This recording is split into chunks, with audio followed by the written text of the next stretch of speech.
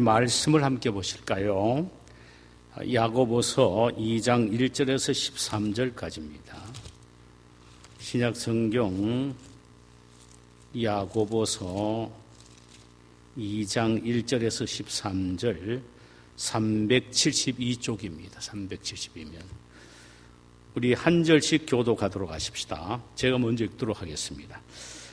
내 형제들아, 영광의 주 곧 우리 주 예수 그리스도에 대한 믿음을 너희가 가졌으니 사람을 차별하여 대하지 말라.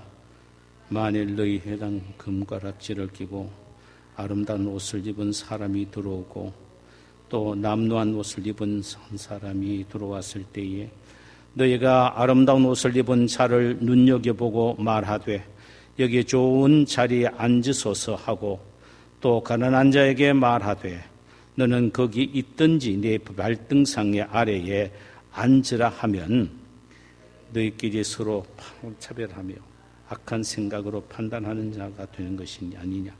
내 사랑하는 형제들아, 들을지어다. 하나님이 세상에서 가난한 자를 택하사 믿음의 부요하게 하시고 또 자기를 사랑하는 자들에게 약속하신 나라를 상속으로 받게 하지 아니하겠느냐. 너희는 도리어 가난한 자를 업신여겨도 부자는 너희를 억압하며 법정으로 끌고 가지 아니하느냐. 그들은 너희에 대하여 일컫는 바 그 아름다운 이름을 비방하지 아니하느냐. 너희가 만일 성경에 기록된 대로 내 이웃 사랑하기를 내 몸과 같이 하라 하신 최고의 법을 지키면 잘하는 것이거니와 만일 너희가 사람을 차별하여 대하면 죄를 짓는 것이니 율법이 너희를 범법자로 정죄하리라. 누구든지 온 율법을 지키다가 그 하나를 범하면 모두 범한 자가 되나니 간음하지 말라 하신 네가 또한 살인하지 말라 하셨은즉 내가 비록 간음하지 아니하여도 살인하면 율법을 범한 자가 되느니라. 너희는 자유의 율법대로 심판받을 자처럼 말하고 행하기도 하라. 함께 읽으십시다. 긍휼을 행하지 아니하는 자에게는 긍휼 없는 심판이 있으리라. 긍휼은 심판을 이기고 자랑하느니라. 아멘. 할렐루야. 우리 주께서 오늘 이 시간에 우리에게 이 말씀을 통하여 은혜 주시기를 소원합니다. 우리가 함께 나누고자 하는 말씀의 제목은 차별하지 말라. 야고보서 2장 1절에서 13절의 내용입니다. 야고보 사도는 믿음을 가지고 있는 하나님의 자녀가 가장 자주 범하는 문제를 지금 언급을 하고 있습니다. 그것은 교회 안에서의 차별의식을 갖고 신앙생활하고 있다는 사실입니다. 적어도 교회 안에는 차별이 없어야 된다는 것입니다. 그 이유는 차별은 그리스도인에게는 맞지 않는 옷과 같이 도저히 어울리지 않는다는 것입니다. 이 사실을 오늘 본문 1절에서 이렇게 시작하고 있네요. 내 형제들아, 영광의 주 곧 우리 주 예수 그리스도에 대한 믿음을 너희가 가졌으니 사람을 차별하여 대하지 말라. 성도란 흠없고 점없는 거룩의 극치신 예수 그리스도에 대한 믿음을 가진 사람들이, 이게 바로 성도입니다. 그런데 이 성도가 어떻게 세상 사람들처럼 똑같이 사람을 차별할 수가 있는가라는 것입니다. 그런데도 슬프게도 교회 안에 이런 차별이 존재하고 있다는 사실입니다. 오늘 본문에 이것이 지적하고 있네요. 2절과 4절 한번 보실까요? 만일 너희 회당에 금가락지를 끼고 아름다운 옷을 입은 사람들이 들어오고 또 남루한 옷을 입은 가난한 사람이 들어올 때에 너희가 아름다운 옷을 입은 자를 눈여겨보며 말하되 여기 좋은 자리에 앉으소서 하고 또 가난한 자에게 말하되 너는 거기서 있든지 내 발등상 아래에 앉아라 하면 너희끼리 서로 차별하며 악한 생각으로 판단한 자가 되는 것이 아니냐라고 했습니다. 이 구절 속에 우리는 두 종류의 차별의식이 있음을 본문을 통하여 말씀하고 있는 것을 발견하게 됩니다. 하나는 소유에 의한 차별의식이 있다라는 것입니다. 2절 보니까 만일 너희 회당에 금가락지를 끼고 아름다운 옷을 입은 사람이 들어오고 또 남루한 옷을 입은 가난한 사람이 들어올 때에 라고 했습니다. 야고보가 이 편지를 쓰는 당시에는요, 자신의 부름을 자랑하기 위하여 값비싼 옷을 입고 좋은 가락지를 끼고 교회 안에 들어오는 사람이 많이 있었습니다. 그런 사람들은 교회 안에서는 가난한 사람들과는 차별을 두고 특별하게 대했습니다. 이를테면 여기 좋은 자리에 앉으십시오 하며 좋은 자리를 안내해 주는 경우가 있다 이 말이죠. 자연스러워 보이지요? 그런데 그 다음이 문제입니다. 가난하고 남루한 옷을 입은 사람이 들어오면 무관심하여 당신은 거기에 앉아있든지 아니면 내 발 아래 마룻바닥에 앉아있든지 앉아서 적당하게 예배드리고 가십시오 하는 사람들이 있었다라는 말씀이 옳습니다. 사실 오늘날에도 가난한 사람들이 교회에 와서 이런 대우와 상처를 받고는 더 이상 교회에 나오지 않는 가슴 아픈 사건을 우리는 종종 보기도 하지요. 이것은 악입니다. 아마도 주님 앞에 설 때 주님한 책망을 받게 될 것입니다. 가난한 사람을 무시하는 것은 하나님을 무시하는 것과 같다고 성경은 말하고 있기 때문입니다. 가난한 사람은 하나님이 필요해서 이 세상에 남겨놓은 것입니다. 그렇다면 가난한 사람을 무시하고 업신여긴다는 것은 하나님의 말씀을 무시하고 업신여기는 것이고 더 나아가 하나님을 무시하고 업신여기는 것이 되는 것입니다. 그런 소유에 의한 차별의식은 없어야 한다는 것입니다. 두 번째로 겉모습을 보고 사람을 판단하는 외적인 차별의식이 오늘 본문에는 있다라고 말하고 있습니다. 그 사람의 신앙 인격은 보지 않습니다. 그 속에 주님에 대한 사랑이 얼마나 뜨겁고 열정적인지, 그 속에 주님을 향한 섬김과 성도들을 향한 섬김의 열정이 얼마나 뜨거운지는 보지 않습니다. 그의 인격을 통하여 하나님의 향취가 얼마나 아름답게 뿜어나오는지에 대해서는 전혀 관심이 없습니다. 그저 겉으로 얼마나 귀한 것을 걸치고 다니느냐에 따라서 얼마나 사람이 외적으로 멋있어 보이느냐, 잘나 보이느냐, 얼마나 화장을 멋있게 했고 아름다우냐, 외적인 것을 보고 사람을 판단한다는 것입니다. 그러니까 외적인 것을 보고 놀라운 것은 신앙까지도 판단하고 평가한다는 사실입니다. 그런데 우리가 잊지 말아야 할 것은 소유에 의해 사람을 차별하든 외적인 모습에 의하여 사람을 차별하든 간에 차별하는 그것은 악이라는 사실을 성경은 말하고 있습니다. 너희끼리 서로 차별하여 악한 생각으로 판단하는 자가 되는 것이 아니냐 그랬습니다. 사람을 차별하는 것은 세 가지 면에서 악한 것이라고 말합니다. 첫 번째로는 서로 분리시키는 행위이기 때문에 악하다는 것입니다. 사람을 나누는 일, 사람을 분리시키는 행위이기 때문에 이것은 악하다는 것입니다. 예수님은 십자가를 통하여 유대인과 이방인을 하나로 묶으셨습니다. 종과 자유자를 하나로 묶었습니다. 가난한 자와 부한 자를 하나로 묶으셨습니다. 여자와 남자를 하나로 묶으셨습니다. 그러므로 그리스도 안에서는 너와 내가 있는 것이 아니고 오직 우리가 있을 뿐입니다. 모든 그리스도인들은 하나님의 집의 한 가족이요 형제 자매란 말씀이에요.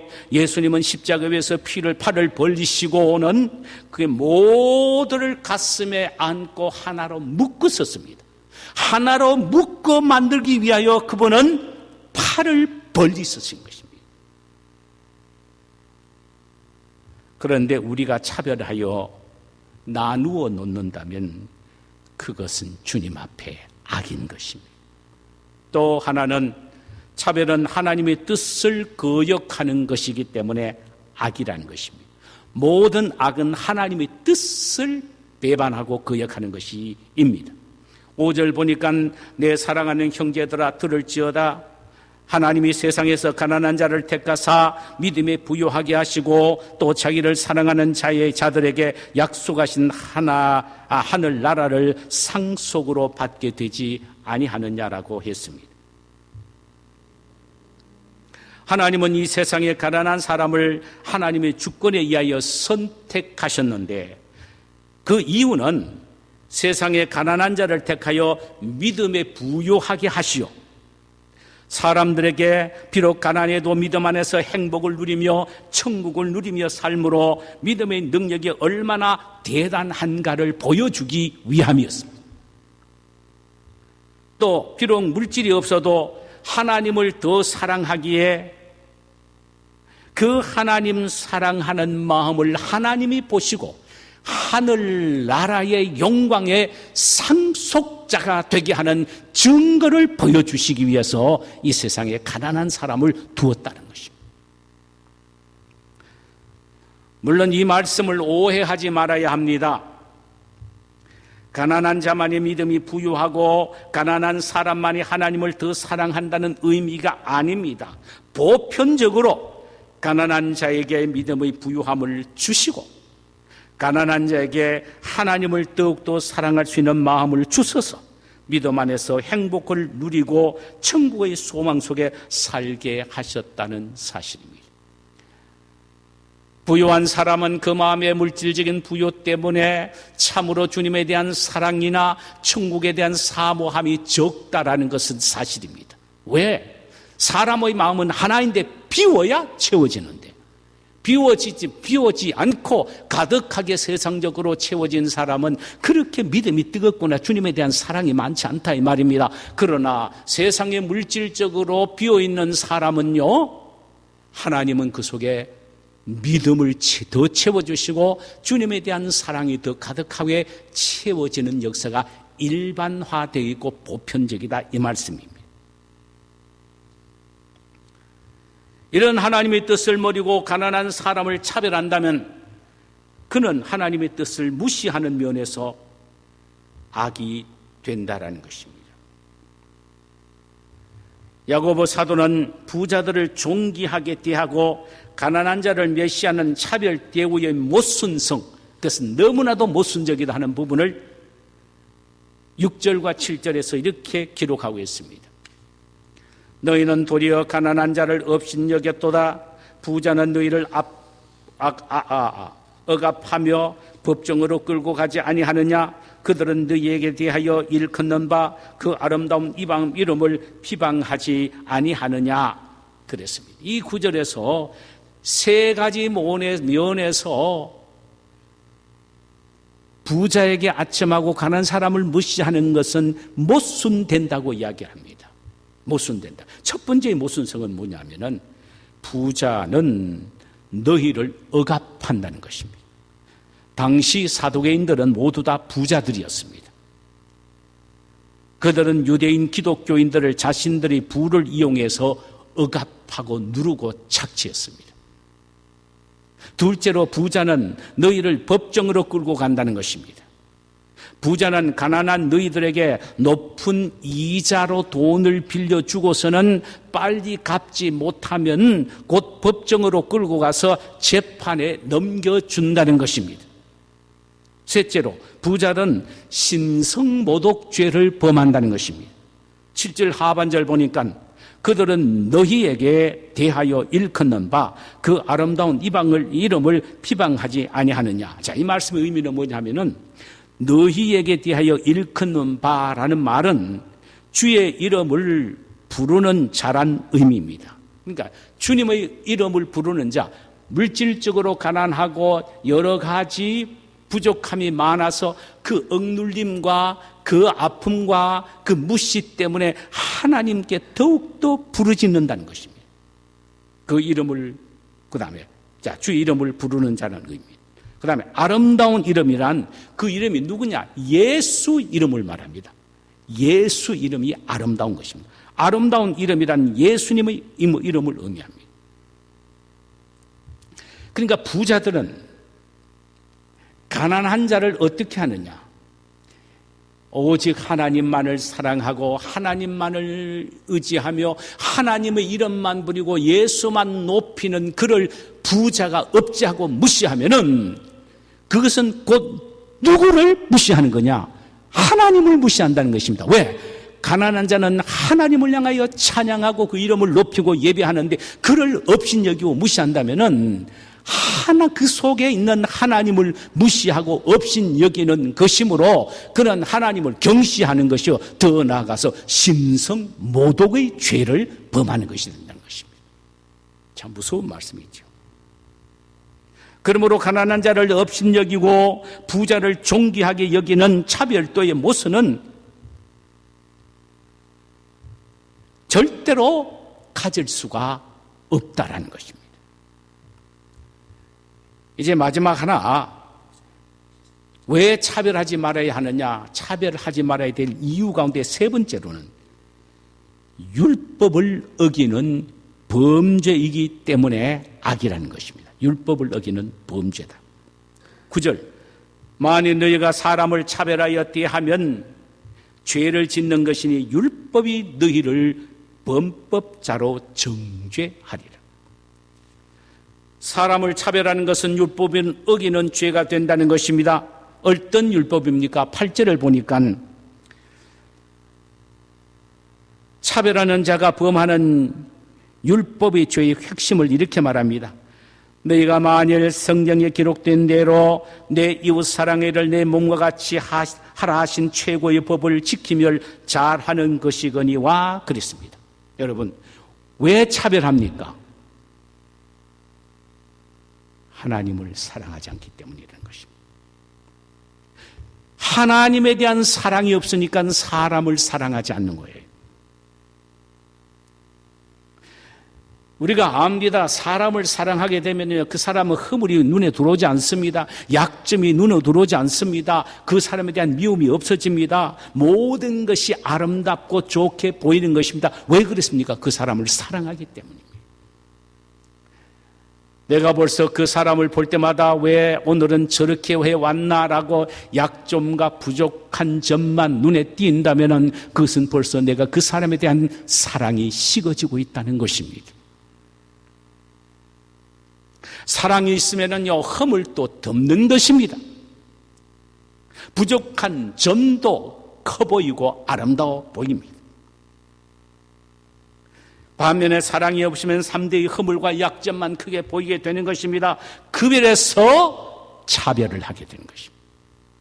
우리 스스로 속이면 안 됩니다. 왜 내가 사람을 차별하느냐? 먼저 하나님에 대한 사랑이 식어졌기 때문이며 그 다음에 사람에 대한 사랑이 식어졌기 때문에 그 사람을 차별하는 것입니다. 본문에서 야고보는 말합니다. 상대를 사별하는 것은 이웃을 내 몸과 같이 사랑하라는 이 주님의 율법을 어기는 것이므로 이 율법이 결국은 너를 정죄한다는 것입니다. 율법이 너를 정죄한다는 것입니다.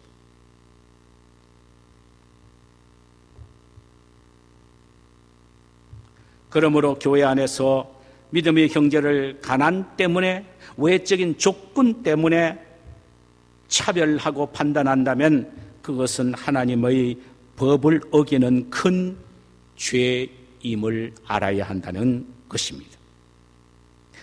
마지막으로 야고보는 13절에서 이렇게 외치고 있습니다. 긍휼을 행하지 아니하는 자에게는 긍휼 없는 심판이 있으리라. 긍휼은 심판을 이루고 자랑하느니라. 이는 여러분들은 마음속에 긍휼의 마음을 가지십시오. 긍휼의 마음을 가질 때 가난한 사람, 헐벗은 사람, 외적으로 조건이 부족한 사람을 볼 때에 불쌍히 여기는 마음을 가질 수가 있습니다라는 거예요. 하나님에 대한 법을 어기는 것뿐만 아니라 그 마음속에 무엇까지도 없다는 말입니까? 긍휼까지도 없다는 것입니다. 긍휼까지도. 알아야 됩니다. 우리가 사람을 차별하면은요, 그 마음에 긍휼이 없다는 거예요. 만약에 우리가 사람을 차별하지 않고 귀하게 여기고 이해하고 용서하고 가슴으로 안는 사람은 그 마음에 긍휼이 있기 때문입니다. 오죽 가난하면은 저렇게 입을 옷이 저것밖에 없을까?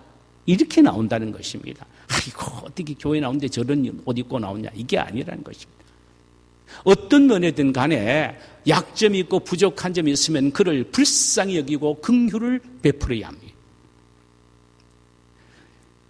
그래야, 자 보세요, 긍휼 있는 심판을 하나님 앞에 받게 된다는 것입니다.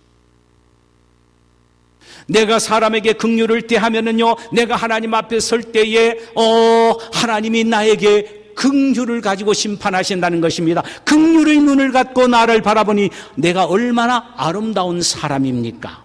그러나 내가 사람을 판단하고 긍휼이 없다면 하나님은 나에게도 주님 앞에 섰을 때에 긍휼 없는 심판을 내리신다는 것입니다. 사랑하는 성도 여러분, 나는 혹시 사람을 차별하지는 않습니까? 우리 교회는 사람을 차별하고 있지는 않습니까? 가진 자와 갖지 못한 자와의 차별, 외적으로 갖춘 자와 그렇지 못한 자를 차별하는 것, 그것은 악입니다.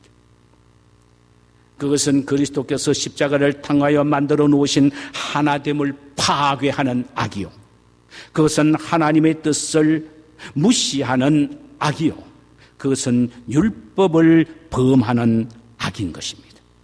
근본적인 문제는 사랑이 없어서, 그리고 긍휼이 없어서 그렇습니다. 나에게 주여 사랑의 마음을 주시고 긍휼의 마음을 주옵소서 라고 기도해야 할 것입니다.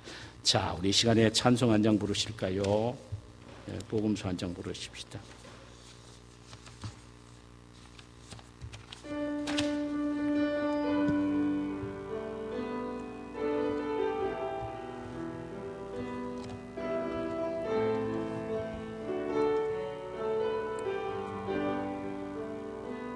사랑합니다, 나의 예수님. 사랑합니다, 아주 많이요. 사랑합니다, 나의 예수님. 사랑합니다, 그것뿐이에요. 사랑한다 아들아, 내가 너를 잘 아노라. 사랑한다 내 딸아, 내게 축복 더하노라. 다시 한번 합시다. 사랑합니다, 나의 예수님. 사랑합니다, 아주 많이요. 할렐루야. 사랑합니다, 나의 예수님. 사랑합니다, 그것뿐이에요.